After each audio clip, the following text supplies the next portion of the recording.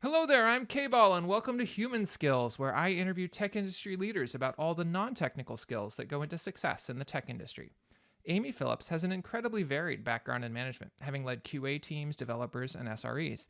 And we talked about those experiences, the challenges of different ways you might take over a team, and how to think about balancing a team as you hire. But those weren't the meat of this interview.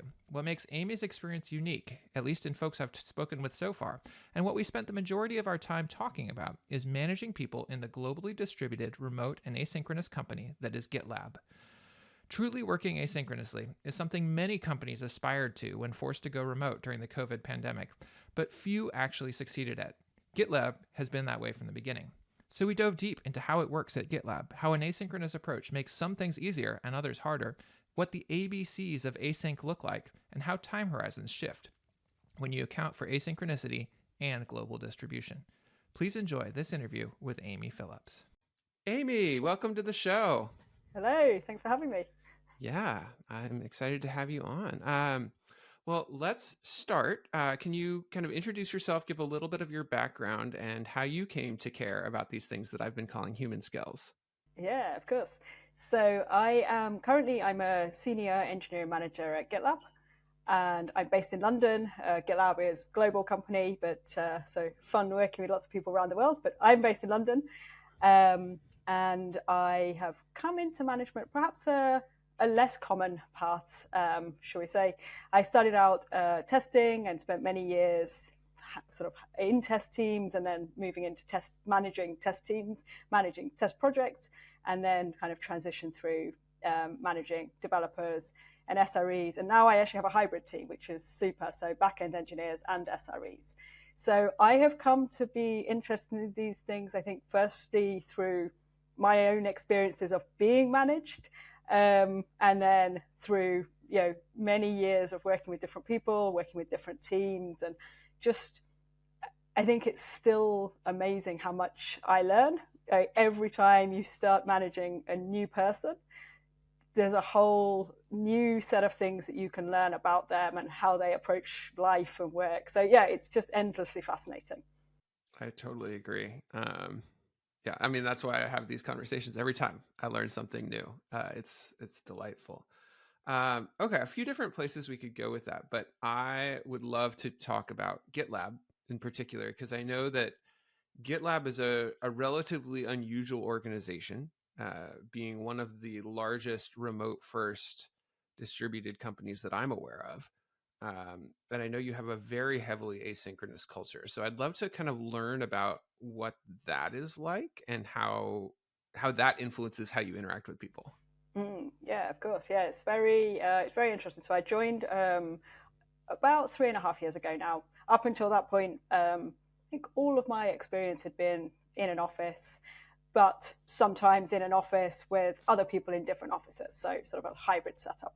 So I think people who join GitLab come in and it's globally distributed and we're remote first.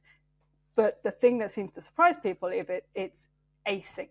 So it's not that you are on, Zoom calls with people from across the world or Zoom calls with people in other cities in your time zone. It is first and foremost, things are written down, and then secondly, spoken. So there's some benefits, there's some challenges, there's some stuff that's just different. And I think it's the single thing. It's interesting when we onboard people because you actually have to be very, very deliberate on sort of teaching people, like, here is how we communicate. And I think in a normal sort of office environment, you have to teach people, there's a sort of a level of professionalism, and you learn that through your career. But there reaches a point where people know how to go to a meeting and they know how to talk to their peers. And actually, when you join GitLab, because it is asynchronous and it's not so common, you do end up sort of almost needing to sort of walk people through of like, here is what this looks like. So there's a few really fundamental things. I think we are very, very lucky. I think through the pandemic, we saw like lots of companies having to suddenly go remote. And I think in lots of cases, they perhaps tried to go async and it didn't always work out. So I think at GitLab, because it has been like that from day one, we are lucky. There's lots of things just built into our culture that make this stuff work. So things, for example, like, everything is going to be written down, and it should be written down in a place that other people can discover it. So at GitLab, we're using GitLab, so it's GitLab issues, but there are other ways of doing that, but I think it's not email. Crucially, it's not a private email thread that nobody else can ever discover ever again, because the real benefit of async, and the thing that justifies the cost of async, is the fact that you almost get your documentation for free. So you wrote down that discussion and you wrote down that decision, and hopefully you added all the context about why you made that decision. And then 6 months, 12 months, or however many years in the future, it's just there. And the next time when somebody says, why does this thing work in this way, you hopefully just have the information right immediately there. Yeah, that's fascinating, because I, as a manager, have seen so many times the failure modes of not having documented the whys behind decisions. Yes. And so then now I push, okay, we're making a decision. Let's write a document related to that. What did we consider? What were our decision factors? Like, why did we choose what we did? And what would make us revisit this? But to your point, if you start with that, if that is the fundamental medium for the discussion, you get the documentation piece of it for free. Yes, and it's still difficult. I think that's what's interesting, is it's still difficult to do that in an async company.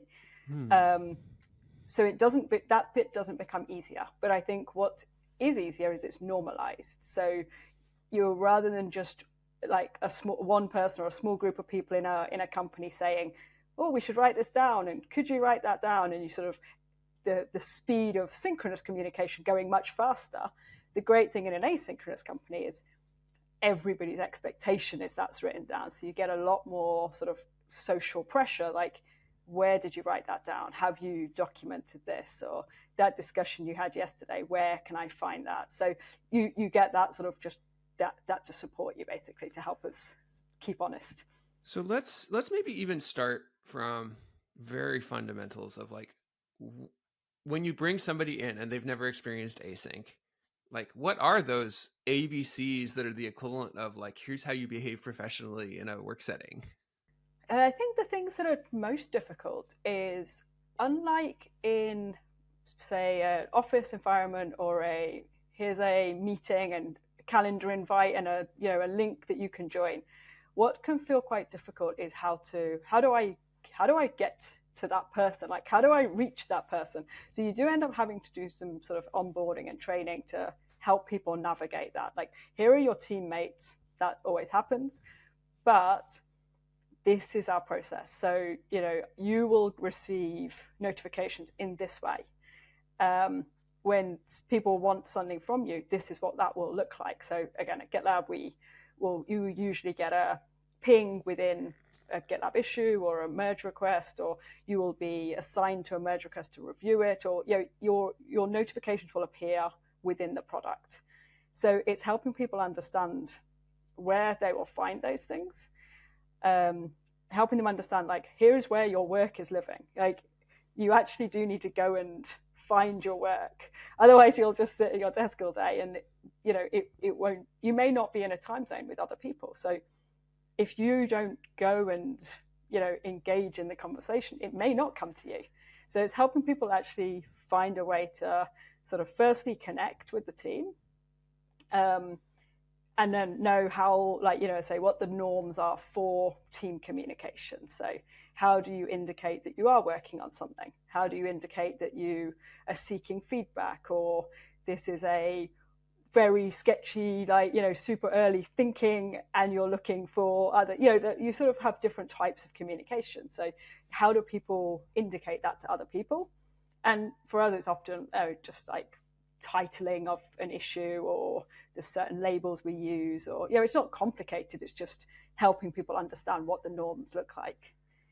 Then the next challenge of GitLab is, if you get asynchronous really right, the problem you have a bit later, once you've got hooked into all these workflows and people suddenly realize who you are and what value add is, you get what we call the fire hose of information.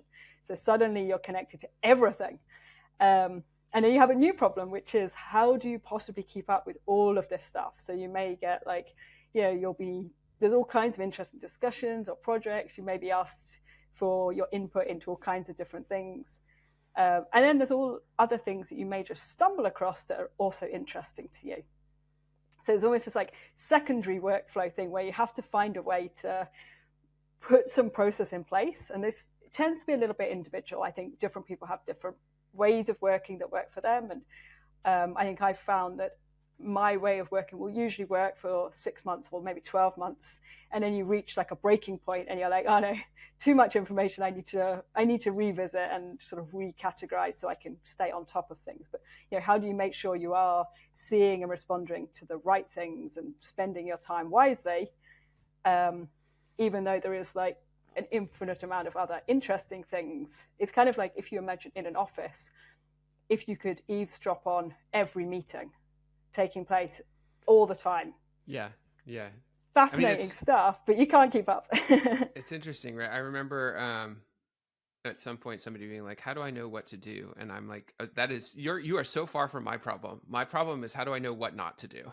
Yeah, that's it. That's like the next problem. Exactly. So you begin and you're like, I have nothing to do. What's going on? All this stuff's happening around me. And then, you reach a point where, okay, now I'm involved in everything and I have a whole new set of problems. So basically, sort of a lot of our onboarding is about teaching people how to navigate those things and how to, know when they need to revisit their workflows and sort of support that. And then we have some very practical, like genuine practical communications things. So at GitLab, we have quite specific sort of styles of running meetings. So we do have synchronous meetings at times. They are very important, but they serve a very specific purpose. So there's also sort of helping people understand how do those meetings work, how do you input something to the meeting agenda, how do you know who's hosting the meeting, just sort of practical things like that. Well, let's talk about that, because I mean, I am now on probably the third team that I've been on where people are trying to be more asynchronous in a culture that maybe doesn't have that baked in. And one of the big sticking points is, yes, there still need to be meetings, but what do those look like? How are they different if you are mostly asynchronous? And so I'm kind of curious, what is your approach to that? Oh, yeah, definitely. So this one is really interesting because I have previously worked in teams in sort of more office-based environments, which as I look back now, I'm like, some of this stuff, if we'd have had that, we would have just avoided certain problems. So the basic one is just every meeting has an agenda. It's just standard. If there's no agenda, there's no meeting. And then the meeting, so I like there's lots of benefits, I think, to asynchronous work, but the one I particularly like is the fact it's a lot more inclusive. So it isn't just the loudest person speaking, or it isn't just the fastest thinker getting to drive the conversation. So we are good on varying degrees of good, but when we get it right, we're brilliant at having an agenda written up in advance. That should be editable by everybody. It's not I'm coming to present to you. It's a synchronous discussion. So the general thing that normally happens is the topics are added onto the agenda. People will add discussion points and questions and answers to the agenda ahead of the meeting. So I've always found that quite interesting, because in some ways, some meetings almost conclude before they even begin, but it works for time zones. So the agenda will be up and it will have topics in, and maybe the meeting is taking place, my morning tomorrow, but there are people working in other countries who actually are going to have an entire work day between that. So they can actually join into the agenda. They can add to the agenda, even though they won't be physically in the meeting. And that's okay. Somebody else will verbalize their points, or we'll share something. But the general idea is that the meeting is a discussion, and it is a document that's accessible by everybody, and it has the minutes, unless it's like genuinely a private meeting, that's fine. But for like a team discussion or a project updates and discussions, then that's the idea. And we're quite good at the meeting is not really intended to be the first time you heard about something, because we are asynchronous. So we're quite good on the culture of, if somebody comes up and oh, I've got this idea, I've been thinking about all of these things. Okay, where is this written down? So there is a kind of normalization of, you wrote down the first version and then we discussed it. And again, I think that really helps the people like myself who like to read something or hear something, think about it, and then have an answer. So you kind of get that thinking time. Yeah, so that's interesting. So you said something there that I want to follow up a little bit. You said, meetings are discussions; they're not for broadcast. Um, is there like a list that you go through of like, this should not be a meeting, this should be a document, or this should be, I guess you don't use email, but this should be something else besides? I think so. All of the GitLab handbook is public, so yes, I'm sure there are guidelines on there. And Sid does a great job of, he's our CEO, of putting out recordings of his thoughts on, this is how this should go, this is how that should go. I think one rule that we have, which I think it actually like blew my mind when I first heard it, is we don't present, because people can read. So if you're going to give them a slide deck, give them the slide deck and then have a discussion meeting. So we have quite a lot of meetings where you'll present slide decks.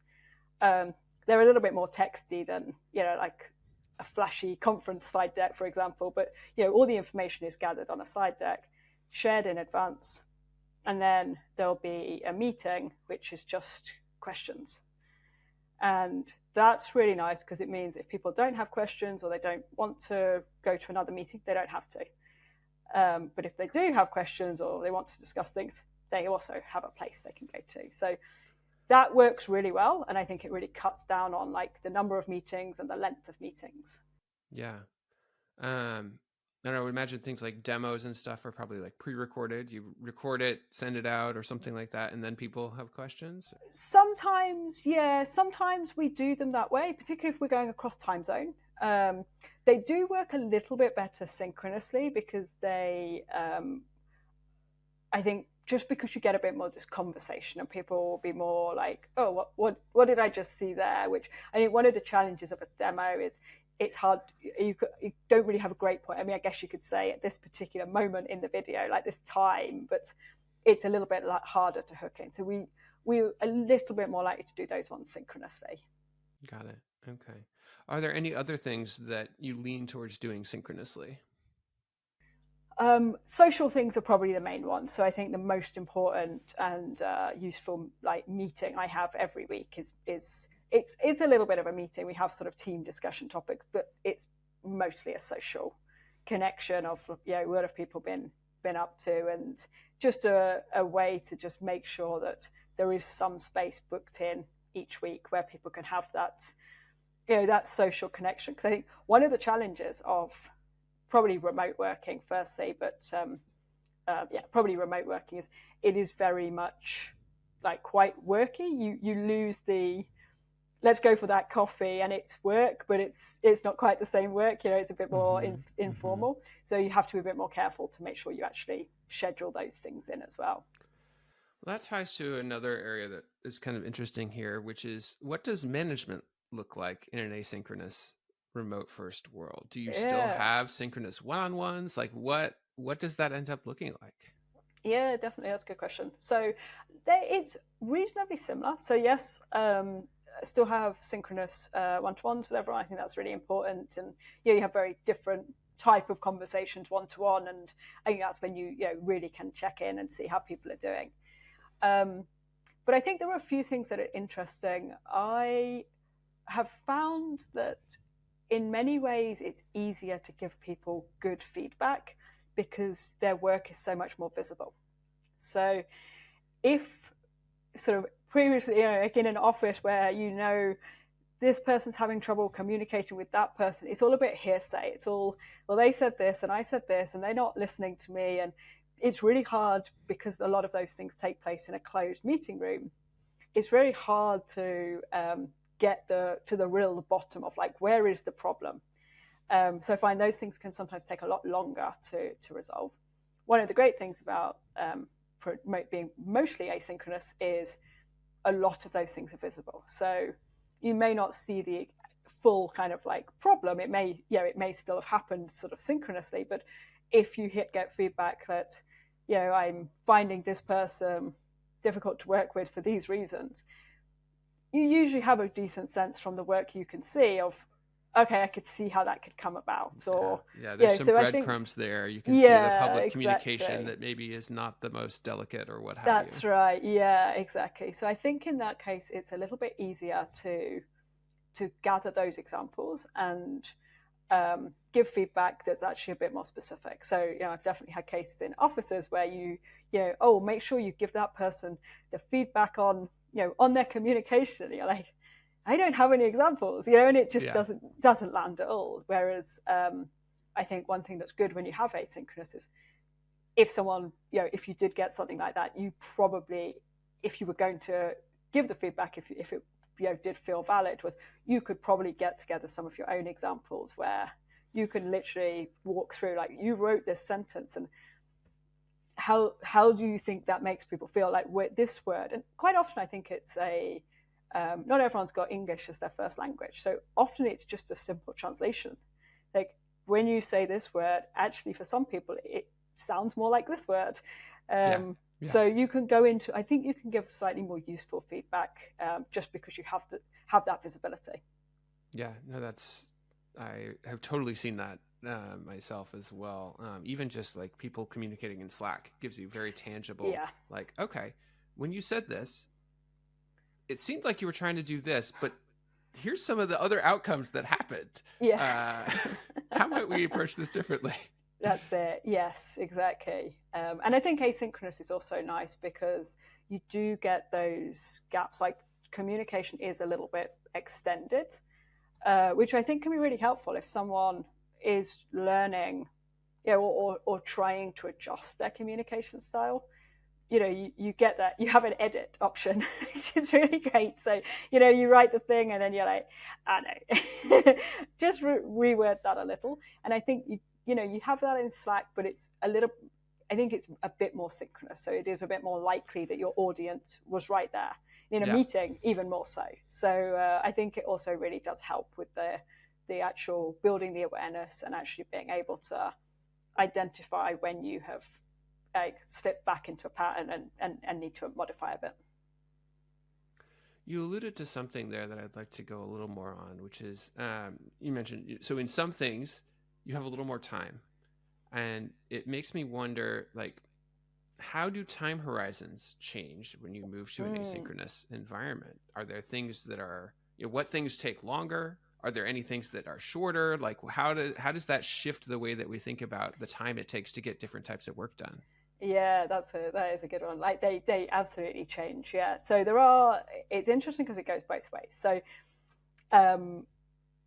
one, I think that can feel frustrating. So I'll start with that one, particularly if you come from more of a synchronous environment, is the sort of things where you would previously have, let's get a group together and we'll just, quickly discuss this thing and it'll be all done and dusted, 1 hour, off we go.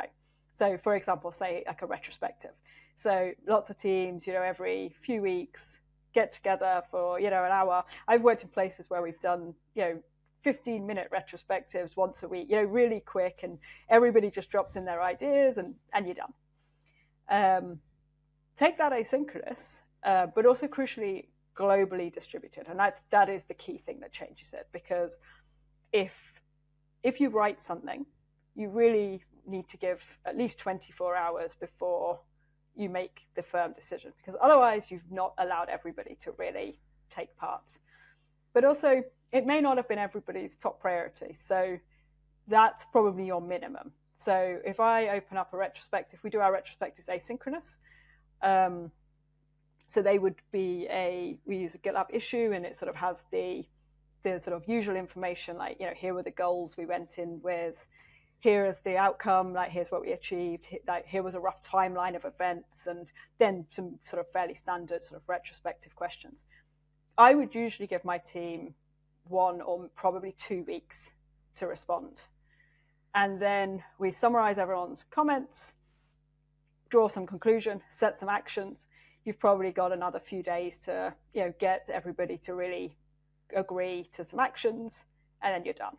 So we do them less often and they take longer, but the actual actions we get a very high quality, because the benefit we have is that it wasn't 9 a.m. on Tuesday and this person wasn't feeling that well and this person hadn't slept well because they had childcare issues last night, and you just got what top of mind on Tuesday at 9 a.m. Because people have that longer time, they're actually able to think about it and be a bit more thoughtful and respond to each other. So sometimes people will add their comment, someone else will add a comment the next day, and that will trigger a different discussion. So it feels like we get a more useful retrospective, but the overall end to end that you're going to need 3 weeks to get through your retrospective, that's a real shift compared to what many people are used to.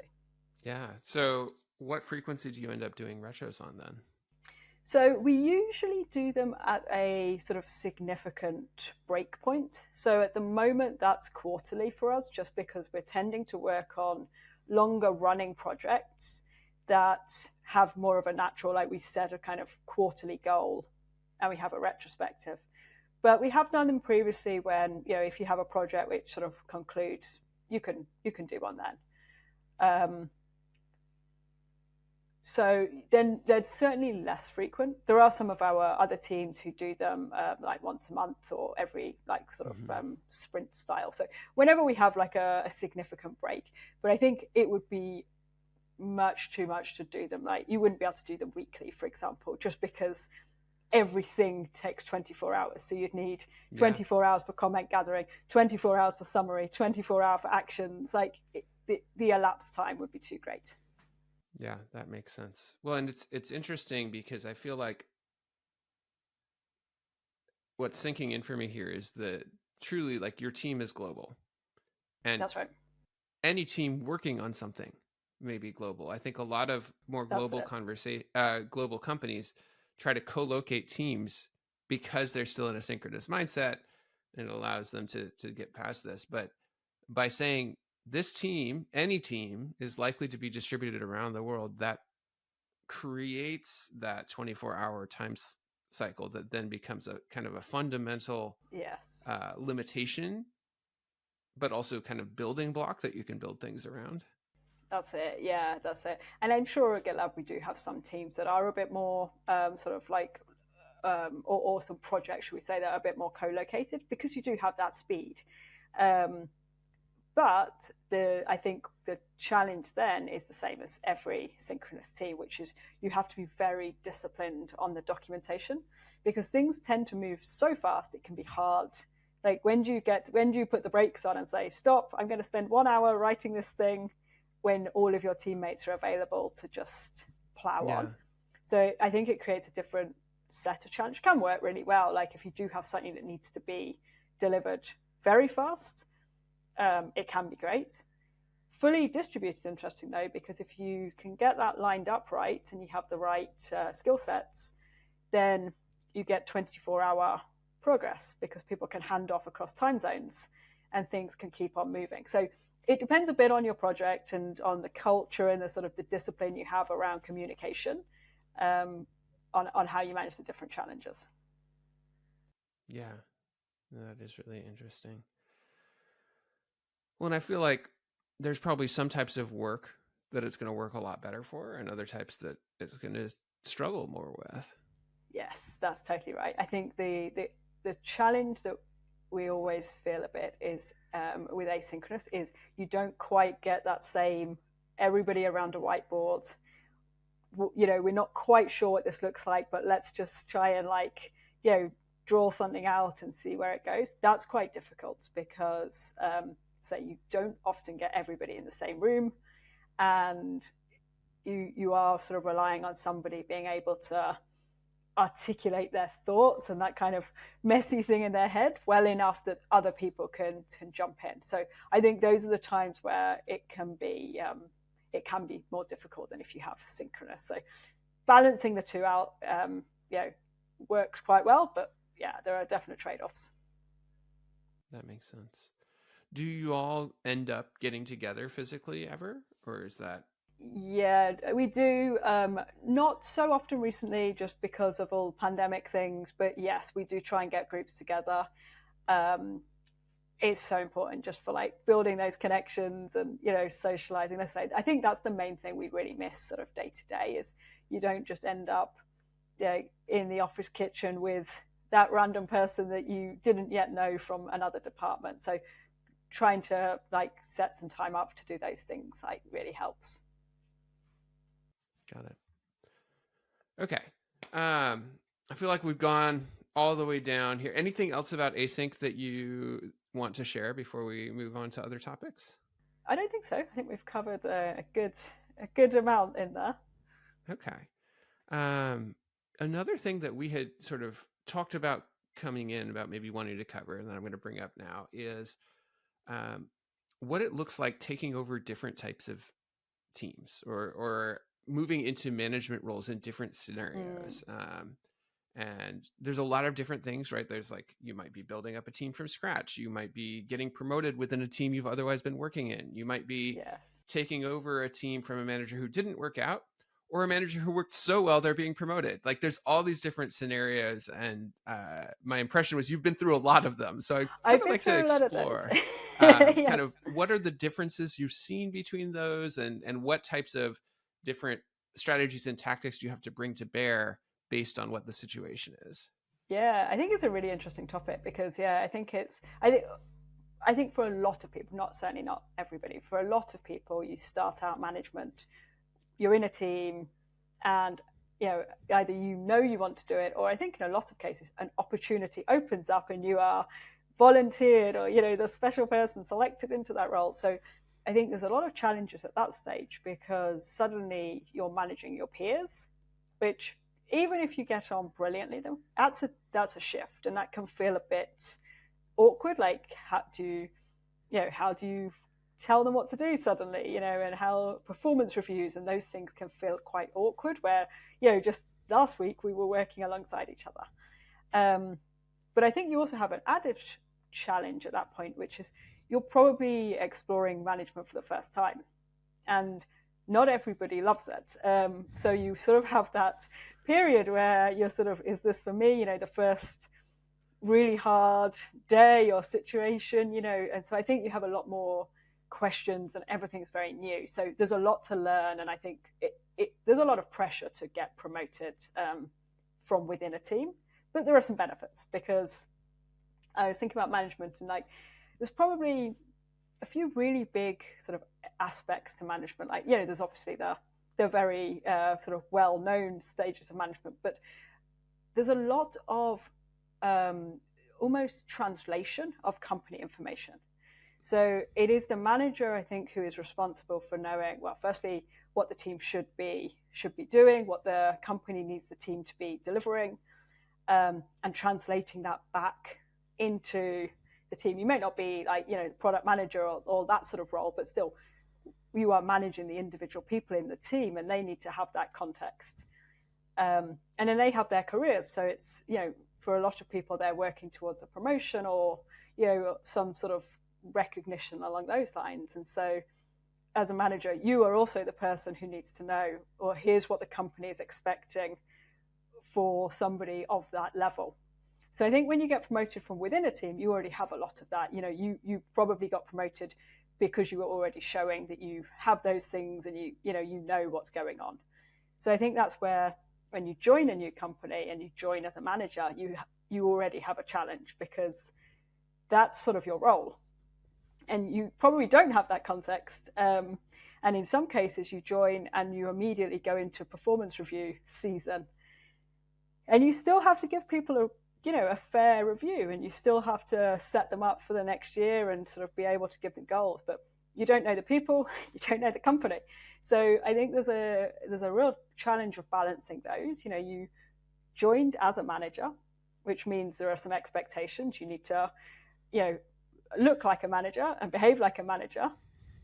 But you also need to get to know the team very quickly and get to know the company very quickly, but not rock too many boats. Like I think I had a fantastic team member, and one of the teams I joined, and like took over the team, and fantastic person, like the kindest person, which I think was fortunate for me because it was a very, very kind conversation where they more or less laid out all of the sort of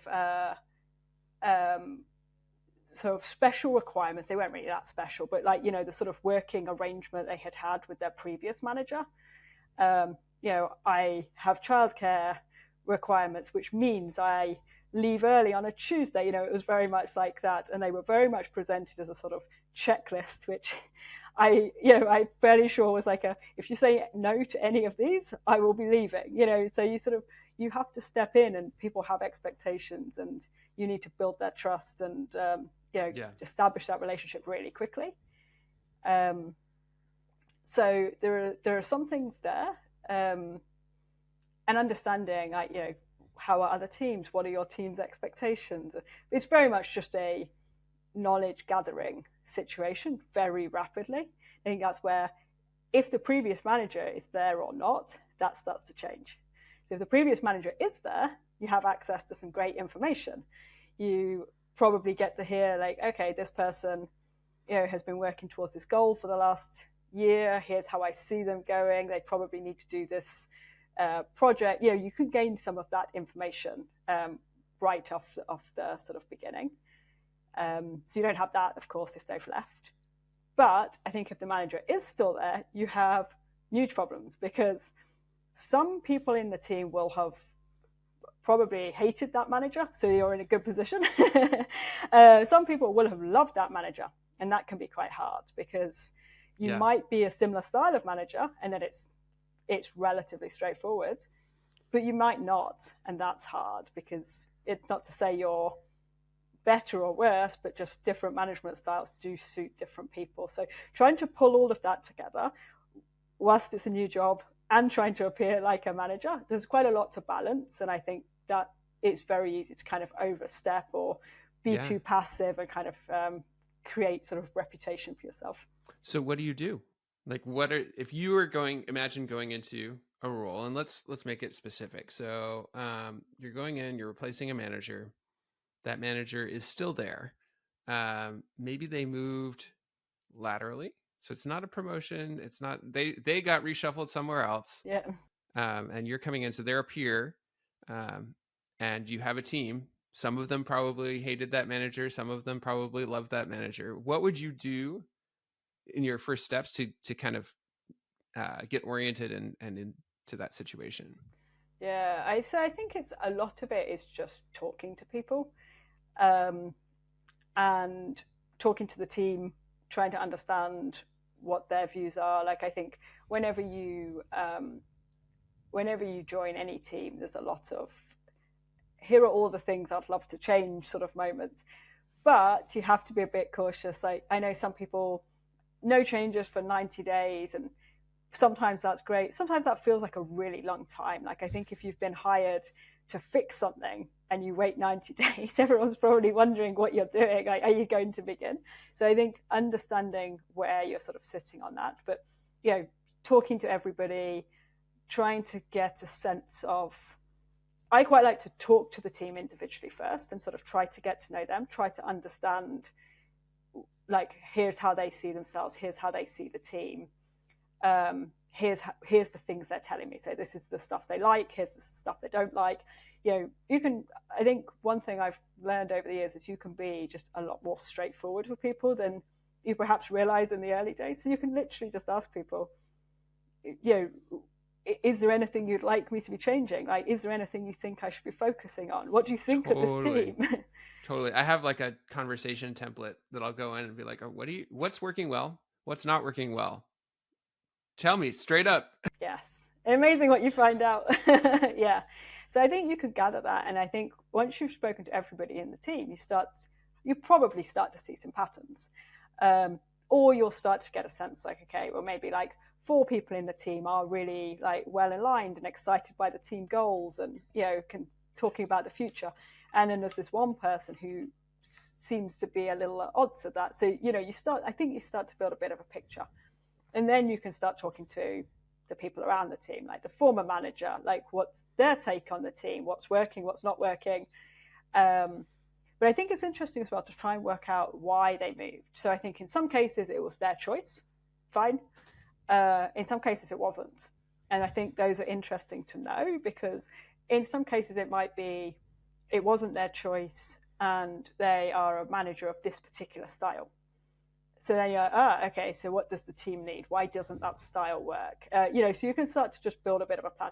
But I think the key thing is you need to find a few things that you can do that are visible. So there'll be lots of stuff you can't do. Like, you probably shouldn't just walk in and cancel the big project on week one and reorg and let's rearrange all the desks, and that does tend to panic people.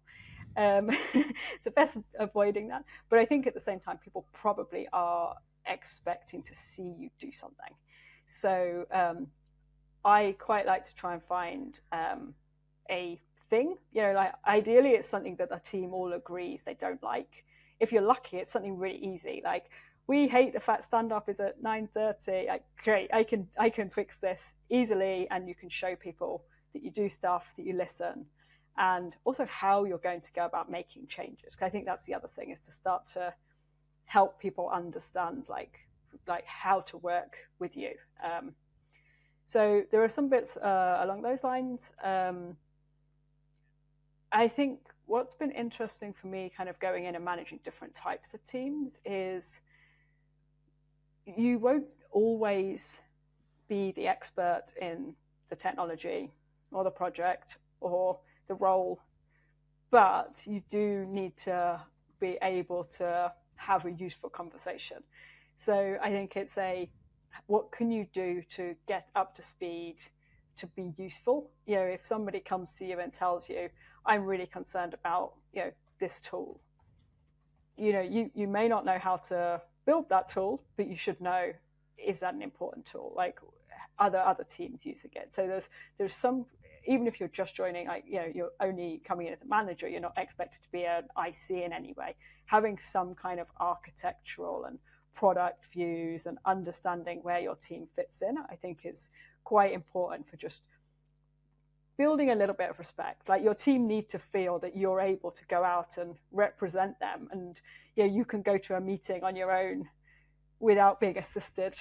You will need their input at times, for sure, for like technical things, but they shouldn't feel like they have to come with you in case you say something stupid because you don't know anything. So I think you do need to find a way to show the engineers and your team that you are onboarding with those things, and learning, and that's kind of comes through conversations and asking them sensible questions and listening to the answers. And at Gitlab, in a sort of async conversations, it's write things and show people that you can put together a sensible point of view, and also that you include them at the key points. I think they'll be a lot less panicked. Ultimately, how worried should they be, I think, is how everyone starts off with new manager. So I think if they know, okay, well, once it does get down to the things that are really affecting my job, I get included, then you start to build quite a good relationship. Yeah. What do you think is the most challenging type of situation to come into as a manager? I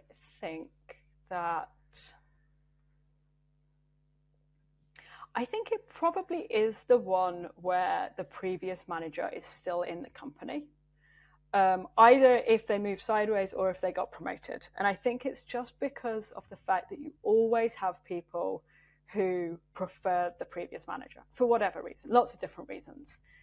And if somebody left the company, they sort of have to just deal with it. It's a sad fact of life that can't be changed short of them leaving and joining the manager's new company. But I think if the previous manager is still in the company, you have a little bit of work to do, because there is always that I can still go to that previous manager, or maybe I want to move teams and that previous manager did this, so I think that can be quite difficult. It really, I think, comes down to management style, because they will have a certain style, you will have a certain style. You can try to adapt as much as you can. But sometimes you have also been hired for a specific reason, and that may be because your company kind of needs you to be a different style of manager. So I think finding a way to build a relationship specifically with those people who were very close to the previous manager, and find a way to, like, if the previous manager is still in the company, that can be positive because you have someone that does have a great relationship with them, and you can sometimes lean on that. So I think it's navigating how to make that person almost get two managers or see the benefits of having a different perspective, a different style of management. But I think you have to be quite deliberate on sort of figuring out a way to make that work. Yeah. Are there any particular things that you have found useful in making it work? I think it's really just being honest about that. And when you are talking with people, trying to understand from them, like, how was their experience with their previous manager? Was there anything that they hope you continue, or is there other different things that would work for you? I've taken on a team previously where the previous manager was very, very extroverted, and there was a couple and sort of very extroverted, and there were a few people on the team who were also very extroverted.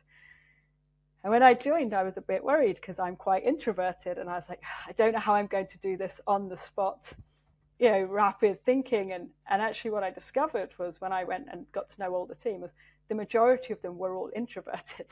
And they were like, this is great. We find it really hard to think on the spot. So we completely shifted like the style of some of the meetings to be better suited. So I think you sometimes get those benefits where people have enjoyed being managed by someone, but at the same time, there are styles or aspects of that they would enjoy an adjustment on. I think same actually if you've got people who have been managed by a certain manager for a few years, they've perhaps heard feedback in the same way or about the same things quite a lot of times. Perhaps it's not quite resonating for them. Like sometimes it can be useful when you hear it said differently, or from a different person, or just in a different way. So I think there can be benefits, but I think you have to be aware that there will definitely be some people who would rather things hadn't changed. Just change can be hard, but there are ways I think that you can build those relationships to make it work. Yeah. Anything else on this topic that you think it makes sense for us to discuss? Let me see. I think probably just I said it before, but just to say it again, because I think the challenge which I've sort of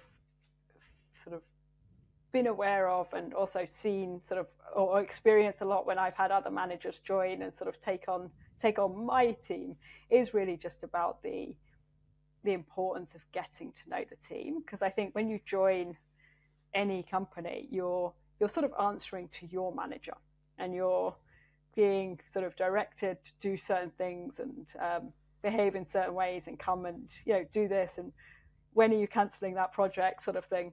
But actually I think it's very easy to skew a bit too far that way, and neglect the actual build the relationships with your actual direct team, because I think that's the most important thing, and all the other bits can follow after. Makes sense. Cool. I noticed we're actually getting pretty close to the end of our time. Are there any topic areas we have not discussed that you'd like to talk about today? I don't think so. I feel like we've covered quite a broad range of things. So yeah, there's nothing that jumps out for me. All right. Well, let me scan my notes really quick, see if there was anything else that I wanted to make sure that I was going. One other topic that we talked about maybe covering that I would love to get your sense on is this concept of balancing a team. You mentioned a little bit just now about how you have to suss out get to know your team, suss out, are they all introverts? Do they need this? Do they need that? When we start talking about hiring or recruiting or things like that, what are the factors you think about for like, what does this team need in their next person? Yes, this is a great one. So I think we are all very good at thinking about skill sets. We know the technologies we're currently using. We can see there's a project coming next month that's using this language or this database or whatever it is. And so I think we are pretty good in sort of the tech industry at mapping those things out. Lots of job ads are, you 5 years of this technology, 10 years of this technology. I find that the team dynamic is so important. Like there are technology, like a good basic sort of technical grounding is important, but a specific tool or skill, most people can learn that.